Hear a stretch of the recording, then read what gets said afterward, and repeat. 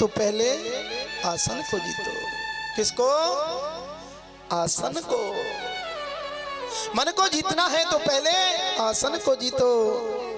और आसन का मतलब है एक ही आसन पर बैठने की आदत डालो।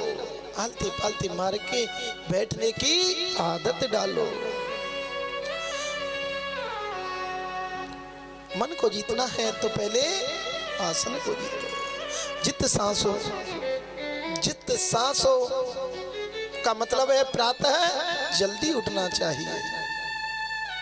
माता बहनाओं को, भाई बंधुओं को प्रातः जल्दी उठना चाहिए। ब्रह्म मुहूर्त में व्यक्ति को ब्रह्म मुहूर्त में जागना चाहिए। 4:30 बजे के लगभग, फिक्स 4:30 बजे के लगभग सभी व्यक्तियों को, माता बहनाओं को जागना चाहिए। खटिया छोड़ देनी चाहिए। उसके बाद सोना अपराध है। जो सोते हैं ना उसके बाद अपराध है। देखो मैया, स्नान 3 प्रकार के होते हैं। महाराज, कितने प्रकार के? स्नान 3 प्रकार के होते हैं। एक होता है ऋषि स्नान, एक होता है मनुष्य स्नान, और एक होता है राक्षस स्नान। मुख्य रूप से 3 प्रकार के स्नान होते हैं। अब तुम खुद सोच लेना तुम कौन है, मेरे को बताने की जरूरत नहीं है। ऋषि स्नान वो स्नान होता है जो ब्रह्म मुहूर्त में किया जाता है। ऋषि स्नान हो गया मतलब 4:30 5:30 बजे तक जो स्नान कर लेते हैं वो ऋषि स्नान होता है। और मनुष्य स्नान कौन सा है वे? मनुष्य स्नान होता है कि जो माता बहना, भाई बंधु, सूर्य उदय होने से 5 मिनट पहले भी स्नान कर लेते हैं, वो मनुष्य स्नान होता है। सूर्य उदय होने से 5 मिनट पहले भी हम स्नान कर लेते हैं, उसे मनुष्य स्नान कहते हैं। और सूर्य उदय होने के बाद जो संध्या वंदन तक स्नान करते हैं वो कौन सा स्नान होता है? राक्षस स्नान। बोलिए गोविंद भगवान की। और मैया, सुबह जागकर हमें कई को मोहड़ो नहीं देखना चाहिए। यूं कह में ना, आज तो हमने पता ना जाने कौन को मोहड़ो देख लियो है? इतना बुरा दिन आ गया है कि बहुत बुरा दिन गया है। किसी का मुखारबिंद नहीं देखना चाहिए। क्या करना चाहिए? सुबह जागकर अपने करों का दर्शन करना चाहिए। मैं बता देता हूँ, मंत्र का जाप करना चाहिए। कराग्रे वर्षते लक्ष्मी, कर मध्य सरस्वती, कर मूले स्थितो ब्रह्मा, प्रभाते कर दर्शनम। अरे मैया, अरे बहना, आगे बैठ के बात कर रही है तू है? आगे बैठ के बातें नहीं करते है ना? हाँ सुनो, आवे मंत्र कौन सा है? कौन सा है? मेरे साथ बोलो। कराग्रे वर्षते लक्ष्मी, कर मध्य सरस्वती, कर मूले स्थितो ब्रह्मा, प्रभाते कर दर्शनम। कराग्रे वर्षते लक्ष्मी, यहाँ पर लक्ष्मी का वास होता है। कराग्रे वर्षते लक्ष्मी। कर मध्य सरस्वती, यहाँ पर सरस्वती का वास होता है। कर मूले स्थितो ब्रह्मा, यहाँ पर ब्रह्मा जी का वास होता है। जागकर किसी का मोहड़े देखने की जरूरत नहीं है। लेकिन आज के समय में है? कौन से मंत्र को जाप करें बालक बच्चे? कराग्रे वर्षते लक्ष्मी, कर मध्य सरस्वती, कर मूले स्थितो ब्रह्मा, कप दर्शनम। सुबह जागकर कप का दर्शन करते हैं, कोई करों का दर्शन नहीं करता है? कप का दर्शन करते हैं। काय को मैया? कप का। बच्चे पता है सर्दियों के समय में भी पंखा चला लेंगे, एसी चला लेंगे हैं? और सर्दी लग रही होए तो चकाचक कमर ओढ़ लेंगे, चकाचक कमर ओढ़ लेते हैं और फिर क्यों महाराज तुम सोच लो, और फिर दर्शन काहे करें, या तो मोबाइल के करेंगे, इंस्टा चलाएंगे, रीलें बनाएंगे, देखते कि कौने लाइक कियो कौने नहीं कियो, और या फिर चाय पिएंगे और बई में ते मुँह थोड़ा सा देखेंगे और कहेंगे और ये मैया ने चाय लाए दे और पीएंगे और फिर सो जाएंगे। तो मैया अब मुझे इससे ज्यादा आगे नहीं बोलना चाहिए। हाँ। तो मैया जाग कर अपने हाथों का दर्शन करना चाहिए। ये मंत्र आता है किसी पे? हाँ? किसी पे ना आए? तो दूसरा मंत्र बताएं हम तुम्हें, हाथों का दर्शन करो, मेरे साथ बोलो, ओम श्री ओम हरि ओम नमः। ऐसे करके 5 बार ओम श्री ओम हरि ओम नमः ऐसे करके बोलो मेरे साथ। ओ अरे मेरे कानन तक तो आवाज ना आ रही, जोड़ते बोला करो 100 ग्राम तेज। हाँ ऐसे ही ओम श्री ओम हरि ओम नमः। पीछे वालों तुम भी बोल लो ओम श्री ओम हरि ओम नमः। किसी का मोहरा देखने की जरूरत नहीं है, अपने हाथों के दर्शन करो, है ना। बोलिए गोविंद भगवान की जय। राजा परीक्षित ने कहा कि हे सुखदेव स्वामी, ये बताओ इस सृष्टि का वर्णन कैसे हुआ, कहां से हुआ? ब्रह्मा जी ने कहा मेरा प्रागट्य कहां से हुआ? कभी मैं ऊपर गया, कभी मैं नीचे आया, कभी मैं ऊपर गया, कभी मैं नीचे आया, तो मुझे 2 ही धुन सुनाई दी। ब्रह्मा जी कमल की नाभि में तंतु में प्रवेश कर गए, कभी ऊपर जाते हैं, कभी नीचे जाते हैं, कभी ऊपर जाते हैं, कभी नीचे जाते हैं, तो उन्हें 2 ही धुन सुनाई दी। पहले नदियां बहा करती थी, है ना, समुद्र की लहरें चला करती थी, तो वो आवाज करती थी तप तप तप तप तप, ऐसे करके आवाज करती थी। तो ब्रह्मा जी तपस्या करने के लिए बैठ गए। जैसे ही ब्रह्मा जी को 2 ही बड़ सुनाई देते हैं तो वो तपस्या करने के लिए बैठ जाते हैं। एक तो त और दूसरा प, तपस्या करने के लिए बैठ जाते हैं। कहते हैं कि मुझे तपस्या ही करनी चाहिए। ब्रह्मा जी ने तप किया तो उन्हें श्रीमन नारायण भगवान का दर्शन हुआ। जैसे ही श्रीमन नारायण भगवान का दर्शन हुआ तो उन्होंने उनका हाथ पकड़ लिया और कहा कि आज से मैं तुम्हें विधाता बनाता हूँ, जाओ सृष्टि का वर्णन करो। यथा महंता भूता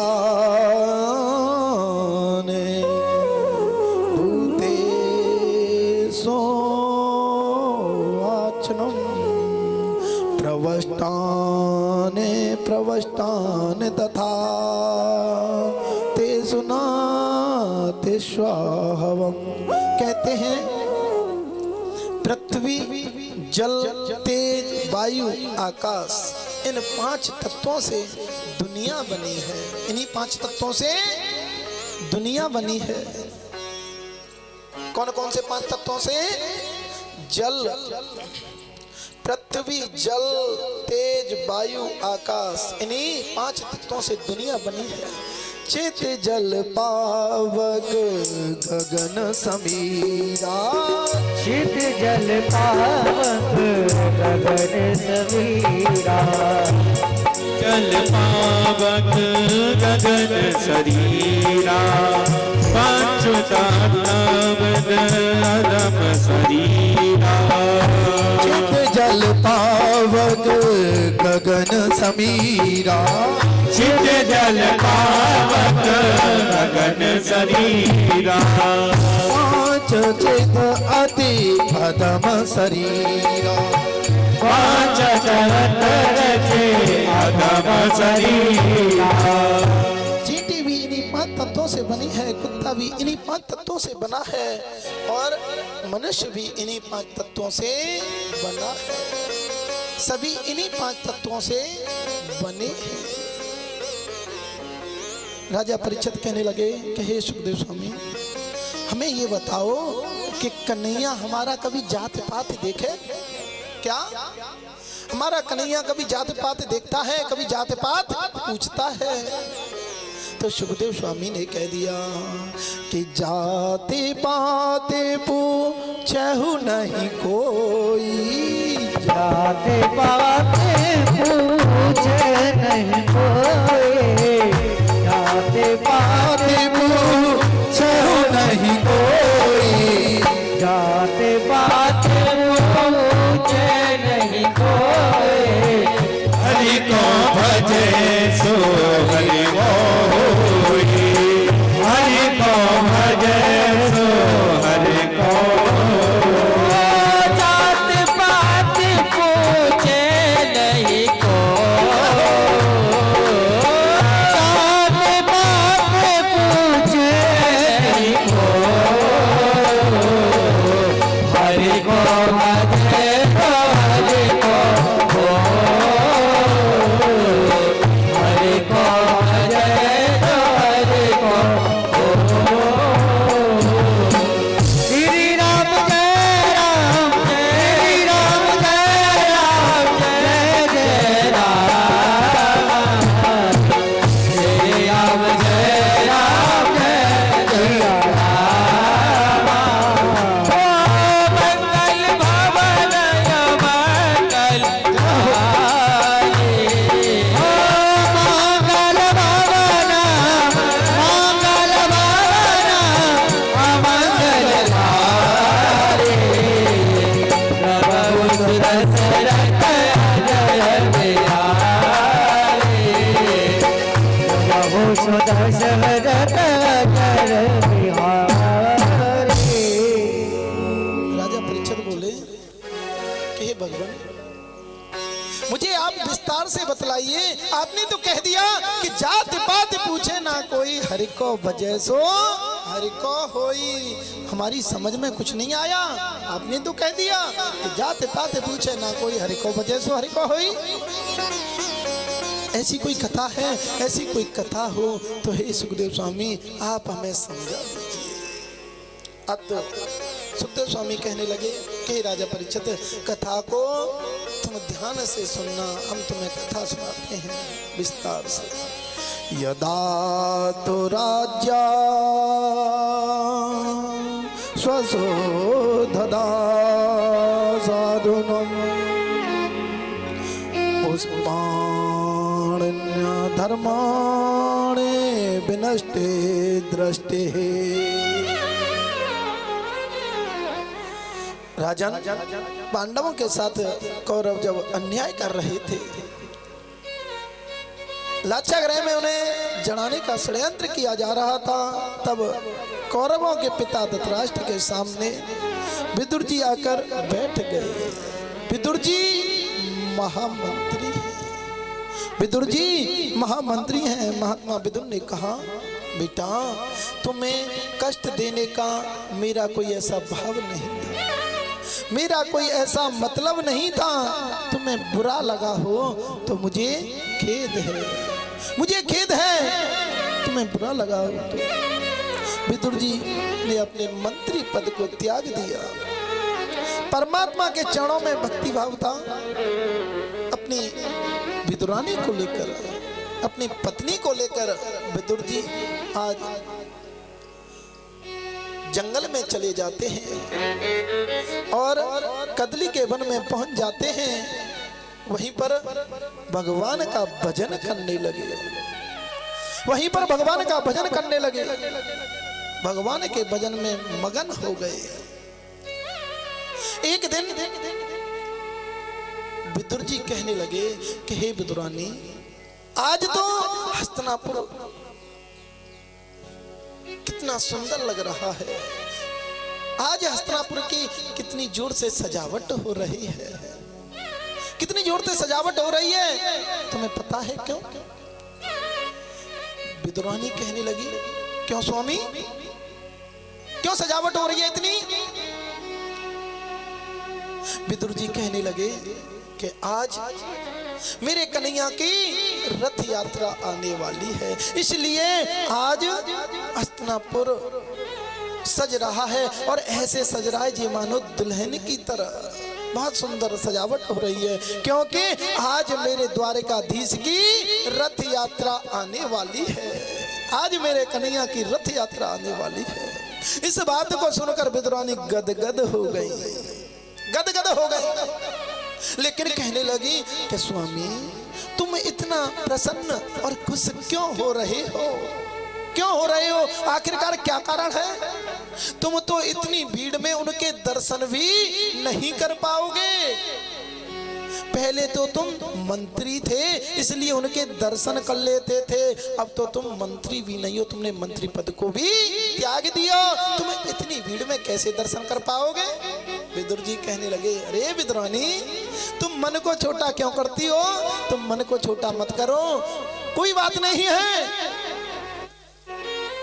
हम उनके दर्शन नहीं कर पाएंगे तो कोई बात नहीं है, लेकिन मेरा द्वारकाधीश, मेरा कन्हैया, मेरा गोविंद तो मेरा दर्शन कर लेगा।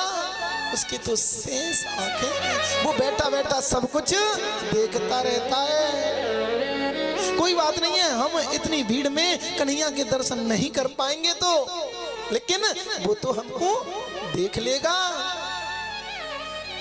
तुम मन को छोटा मत करो। ऐसे ही महाराज सूरदास जी थे, कुछ लोग उन्हें जन्मांध अंधे बताते हैं। तुम्हें ये पता है सूरदास जी का जन्म कहां पे हुआ था? पता है किसी को? हाँ, परीक्षित जी के लिए एक बार जोरदार ताली बजाओ, क्या बात है। कुछ संत सूरदास जी का जन्म बताते हैं कि दिल्ली के पास सिही नामक गांव में सूरदास जी का जन्म हुआ था, और कुछ संत बताते हैं कि सूरदास जी का जन्म रोणकता के पास रेणुका धाम में है और वहां पर सूरदास जी का जन्म हुआ था। रोणकता के पास रेणुका धाम है, वहां पर सूरदास जी का जन्म हुआ था। और मैया कुछ संत बताते हैं कि वो जन्मांध अंधे थे, लेकिन कुछ संत ये भी बताते हैं कि वो जन्मांध अंधे नहीं थे, उन्होंने अपने ही हाथों से अपनी आंखों को सूर्यों से फोड़ा था, अपनी ही आंखों को फोड़ा था। और यहाँ से रेणुका धाम से रोणकता तो यहाँ पे पड़े, मथुरा और आगरा के बीच में रोणकता पड़ता है। और यहाँ से वो रोजाना जब अंधे थे अपनी आंखों को अपने हाथों से फोड़ा था, तो यहाँ से रोजाना बाके बिहारी के दर्शन करने के लिए जाते थे पैदल, और अपने सिर पर लैंटेन लेकर जाते थे। क्या जब अंधे थे तो लैंटेन ले जाने से कोई फायदा? कोई फायदा तो नहीं। ऐसे ही एक भैया कहने लगे कि हे सूरदास जी, तुम ये बताओ कि तुम्हें आंखें ते दिखे नहीं और तुम रोजाना बाके बिहारी के दर्शन करने के लिए जाते हो, लेकिन अपने सिर पर लैंटेन लेकर क्यों जाते हो? क्या कारण है, क्यों जाते हो? तो मेरे सूरदास जी कहने लगे कि बाके बिहारी के मंदिर में बहुत भीड़ है वे, बहुत भीड़ है वे, इसलिए मैं अपने सिर पर लैंटन लेकर जाता हूँ। मैं तो उनको नहीं देख पाता, मैं तो उनको नहीं देख पाता हूँ, लेकिन उनकी नजर मेरे पे पड़ जाएगी कि कोई सूरदास, कोई आंख न को अंधो और लैंटन लेके खड़े हुए, तो उसकी नजर तो मेरे पे पड़ जाएगी इतनी भीड़ में, और मैं लैंटन लेकर न जाऊंगा तो निकल जाऊंगा, कहाँ देख पाओ। इसलिए मैं लैंटन लेकर अपने सिर पर जाता हूं। ऐसे ही आज दो दो तरीके से समझा रहा हूं मैया महाराज। मैं ये कह रहा हूं आपकी समझ में कैसे भी कथा आनी चाहिए। वैसे तो मैं आपका बालक हूं, मैं कुछ जानता नहीं हूं, बहनों का भाई हूं, मैयाओं का बेटा हूं और पिता तुल्य बुजुर्गों का बेटा हूं, मैं कुछ जानता नहीं हूं। अब तो विदुर जी कहने लगे कि हे विदुरानी, तुम मन को छोटा मत करो, कोई बात नहीं है, हम उसे नहीं देख पाएंगे तो वो तो हमें देख लेगा। उसकी तो शेष आंखें हैं, वो तो त्रिलोकीनाथ है, बैठा बैठा सब कुछ देखता रहता है, सब कुछ देखता रहता है। और आज जैसे ही मेरे कन्हैया की रथ यात्रा आई, मेरे द्वारकाधीश की रथ यात्रा आई, तो विदुर जी भी वहीं भीड़ में निहार रहे थे। और दुर्योधन देखने लगा कि हम तो कन्हैया को इतना स्वागत सम्मान कर रहे हैं, लेकिन ये पता नहीं किधर देखता है, ये पता नहीं किधर देख रहा है। हमने तो एक बहुत बड़ा मंच लगवाया है और उसमें एक मणिक मंच भी लगवाया है, सैकड़ों सिंहासन लगवाए हैं और सैकड़ों सिंहासनों में एक मणिक सिंहासन भी लगवाया है। किसके लिए? द्वारकाधीश के लिए। लेकिन ये पता नहीं किधर देखता है, ये पता नहीं किधर देख रहा है। और मेरे द्वारकाधीश किसकी तरफ देख रहे थे, किसे निहार रहे थे? हाँ, परीक्षित जी के लिए एक बार फिर जोरदार ताली बजाओ। हाँ, विदुर जी को बैठे बैठे निहार रहे थे। जैसे ही विदुर जी को निहार रहे थे, दुर्योधन कहने लगा कि हे द्वारकाधीश, मेरी माँ गांधारी ने आपके लिए 56 प्रकार के व्यंजन बनाए हैं और आपको पाने पड़ेंगे। और मेरे गोविंद शांति दूत बनकर आए थे। किसके लिए? क्यों आए थे? कि कैसे भी क्या नहीं हो, कौरव और पांडवों के बीच में युद्ध ना हो। शांति दूत बनकर आए थे। वो कहने लगे कि भैया, मैं भोजन तो बाद में करूंगा, लेकिन तुम ये बताओ, उन 5 पांडवों के लिए तुम ज्यादा नहीं तो थोड़ी सी जमीन दे दो, ज्यादा नहीं तो 1 गांव दे दो, 5 गांव दे दो, कुछ तो दे दो। तो दुर्योधन कहने लगा, अरे द्वारकाधीश, तू कैसी बात करता है? बिना युद्ध के तुम्हें एक सुई के नोक के बराबर भी जमीन नहीं दूंगा, जमीन नहीं दूंगा। तू कैसी बात करता है? तो मेरे कन्हैया कहने लगे कि भैया, तेरा मुझे भोग कराने का भाव नहीं है, तेरे अंदर भाव नहीं है और मुझे भूख नहीं है, मुझे भूख नहीं है, इसलिए मैं तेरे घर का भोजन नहीं करूंगा। मैं तो विदुर जी के घर जाकर भोजन करूंगा। जैसे ही विदुर जी का नाम लिया मेरे कन्हैया ने, तो दुर्योधन कहने लगा, वाह कन्हैया, वाह, वारे द्वारकाधीश, उसके यहाँ तो अपने लिए लाले पड़ रहे हैं, तो कहा भोजन करावेगा वो? तुझे क्या भोजन कराएगा? मेरे कन्हैया कहने लगे कि जो निमंत्रण करता है ना, वो कुछ न कुछ जरूर खिलाता है, जरूर खिलाता है, कुछ तो खिलाएगा। उसने निमंत्रण दिया है तो। और उस भीड़ में